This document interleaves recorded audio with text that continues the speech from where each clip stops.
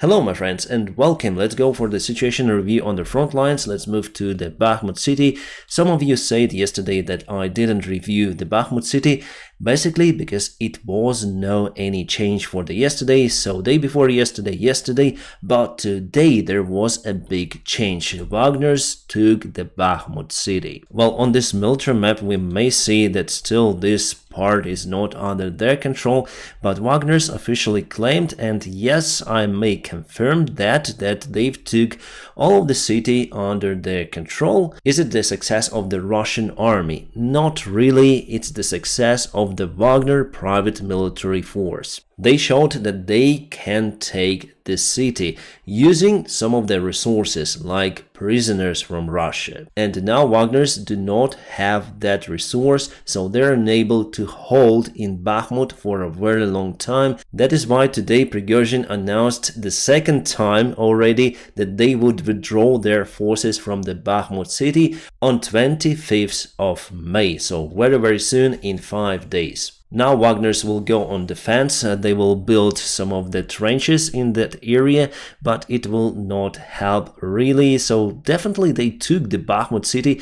They lost, according to our calculations, around 70,000 soldiers. Here we're speaking about the wounded soldiers as well. And from the strategic point of view, Bakhmut is not that important compared, for example, to Avdiivka. We'll speak about it a little bit later. But definitely they've took this area under their control. As for the Ukrainian counterattack, we're gonna check out the timeline. So it was no movement from our forces recently, and our guys in this area, they just got the call to leave their positions. So it was the organized move out from Hromove over here and from Ivanovska over here. So the counterattack actually played a great role because we pushed the Russian forces further from the road and they were unable to shoot at us very precisely. But Prigozhin himself says that taking Bakhmut is not as important as defending it. So today the Ukrainian command confirmed that the mission for now is to encircle the Bakhmut city from two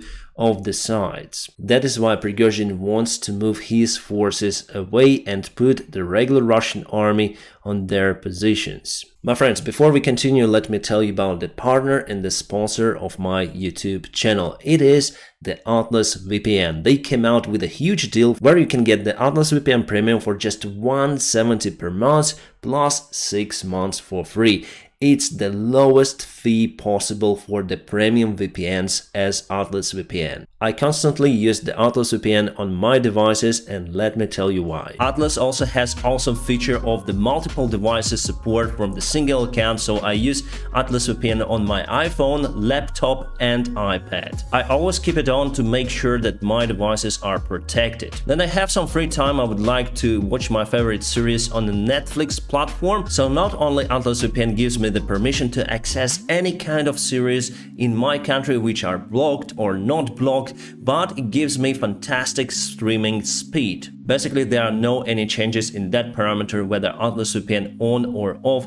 My friends, it was a game changer for me because before I tried many VPNs and this one is the fastest. And now, my friends, please check out my personal link in the video description just below, where you can get the Atlas VPN Premium for just $170 per month plus 6 months for free. This deal is the time limited, so hurry up and join the club. So in general about the Bakhmut situation, everything is more or less understandable. There are 3 possible scenarios. The first one, that Prigozhin lied again, that they will stay in Bakhmut and continue their assault towards the Chasiv Yar from this direction. I think it is unreal scenario since we are pushing them from the flanks and they are really exhausted. They've lost lots of the soldiers and they need more weaponry for this maneuver. Plus, indeed, flanks are crushing. The regular army was responsible for that one and it is running away, and the Ukrainian army is moving forward. Yes, we're a little bit slow in that, but there is the scenario that Prigozhin will also leave the part of the troops to defend the Bakhmut city and cover the flanks. That is more possible scenario, and you need less people, less soldiers and less resources in defense. So that second scenario is that Bakhmut from the Russian side will go to the total defense, and the Ukrainian army would be unable to penetrate that defense, so attack will stop. It's slowing down, by the way. It started very well recently, but for this week we see the decreasement in the pace of the Bakhmut counterattack. So this scenario is kind of real compared to the previous one, and probably it will happen. But I hope for the best scenario. Wagners will stay in defense, but Ukrainian army will continue the successful counterattack, the tactical operation to encircle the Bakhmut city together with Wagner forces. But we need to conduct it very fast, since Wagner may withdraw their forces from this area, but in any case we may also encircle the Russian regular army in that area. I hope you agree with me that this is the best variant, but Ukraine is planning much bigger scenario, the future counterattack that is going to start, I hope, very soon. It's already the end of May, and I expected it to start at the first half because the weather was pretty much good, but probably Ukrainian army just waits for more ammunition or something to start it. It should be planned very precisely. Of course, it is bad that Wagners took the Bakhmut city, but the fight for this kind of the small city continued for 224 days. Because of that city, the conflict sparked between the Wagners and the regular Russian army. Because of that city, Wagners lost the potential to move forward. Because of that city, nowadays the Russian army might be encircled. Also because of that city, I think we finally got the weaponry that we should use on a future counteroffensive operation. Ukraine was able to concentrate lots of the Russian forces at one particular spot, and they took the spot, but not for a long time. Okay, Avdiivka, and I think it's even more important than the Bakhmut city, not a good news coming from Krasnohorivka. Russia moved forward and they've took this field up to the railroad over here. It is definitely not good, but still I think, and I'm sure about it 100%, that they will not be able to encircle Avdiivka. So if Wagners would take in account the strategic advancement, not the tactical one, they would probably throw their forces to Avdiivka, because here are two very important roads that may cut all of this area. From Bakhmut there are also two of the important roads, but they lead to this area, Drushkivka, Kramatorsk and Slaviansk. With the current forces that Russia has, even together with Wagner and the regular Russian army, they're unable to take all of those cities. So from the tactical point of view, it's the temporary defeat for Ukraine, but from the strategic point of view, there is no big change. And maybe in the future it will give more pluses to us in case there will be the successful mission to encircle the Bakhmut city. The Russian army speaker Konashenko today said that Wagner took the Bakhmut city under the support of the regular Russian army. The Russian military officials do not like to say or pronounce the Wagner word. The last time they spoke about Wagner was more than 1 month ago. And again they say that even in Bakhmut the Wagners were supported by the regular Russian army aviation, artillery and other divisions. Which mostly, I would agree, lies if we speak about the city itself.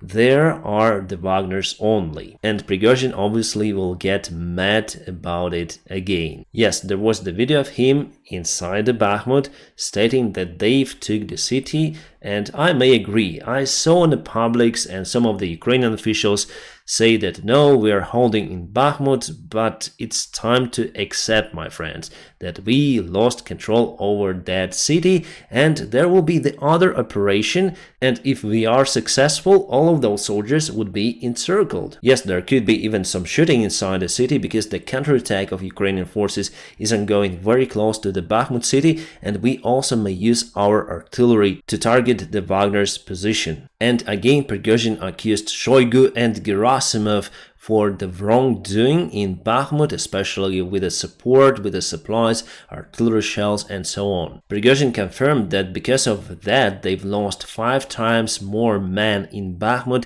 than they should. He told that all of those criminals like Shoigu and Gerasimov should be prosecuted and punished. But he shared his words of greeting towards Vladimir Putin and military officials that are being disconnected from the Russian military, like General Surovikin and General Mizintsev. They're now very close associated to Wagner, and Mizintsev is serving now in Wagner forces. So we understand that it's the huge division between the Wagner and the Russian army. There are many more clans and many more private Russian armies started. There are 60 of them, but according to the Russian law, they are illegal. So I expect very hard times for Russia in the future. Then those armies will start to fight against each other. Now they fight just in the social media, but as the war continues, the degree of this fight will increase and the fight for the power will start obviously. There was the crash of F-18 fighter jet today in Spain, so this is the fighter jet flying to the ground. I posted the full video on my Telegram channel. You may also find it in the video description just below, and the pilot was able to eject from the airplane just before the airplane went into the ground. So far, I have no information about the pilot. Hopefully, he is alive. And also, I don't have the information about any kind of the distractions or casualties on the ground. Well, we already know officially that United States starts the training of the Ukrainian pilots, and in the future, we'll have F-16 fighter jets. The US Secretary of State Blinken played the leading role in that deal. Also, he did the brave move before, then Germany refused to supply tanks to Ukraine, so it was Blinken who insisted to provide the Abrams tanks for Ukraine, and after that, Germany agreed to provide Leopard 2 tanks. The same is happening with the F-16 fighter jets. So there's the coalition of the countries, but they were a little slow to make the first step, and the first step was done by the United States of America. And this actually cancels one of the bad scenarios for Ukraine, according to which our allies would insist on the peace deal with Russia if the Ukrainian counterattack would fail. And that was expected this autumn, but this autumn will start to receive the F-16's fighter jets, which gives more power for the Ukrainian future attacks. Our Air Force commander today says that if we'll get those airplanes, we're gonna win this war for sure. How many of the airplanes are we gonna get? Some say around 40 airplanes, some say around 70. That number is big, but the more is better. And we need lots of the crews for that, but we have the military pilots in Ukrainian Air Force, but we don't have enough airplanes. Alright, Crimea. Kacha, there's where I used to live before. There is the Russian airfield. It was rented from Ukraine since Ukraine got the independence. Nearby there is the Belbek airfield that was occupied by Russia in 2014. So Kacha airfield was under attack today. There were some of the explosions reported, together with one destroyed Mi-8 helicopter. Again, without the video or photo evidence, it's hard to confirm. I've told you already about the Putin's bunker, and now we have the 3D model of that corridor with some sort of the room where you may spend lots of the time.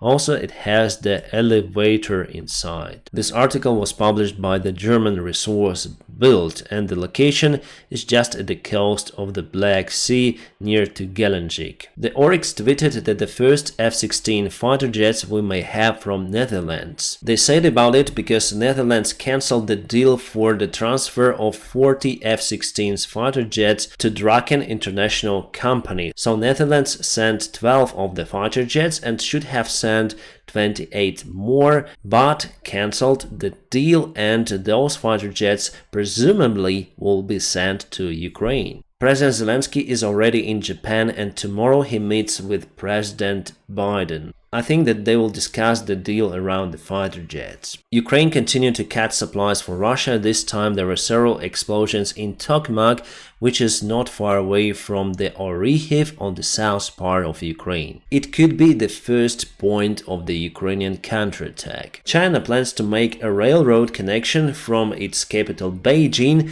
with the Central Asian countries and Europe. China does it to supply its goods to those countries. But where is Russia here? Before they planned to make a road connecting Russia also. I guess that the plans have changed since the Russia is now under the sanctions. And this is how Russia sees its victory in the Bakhmut city, the second army in the world, expectations versus reality. My friends, now press the like to this video and don't forget to check my personal link in the video description below, where you may find the Atlas VPN Premium with a huge discount, so hurry up and join the club.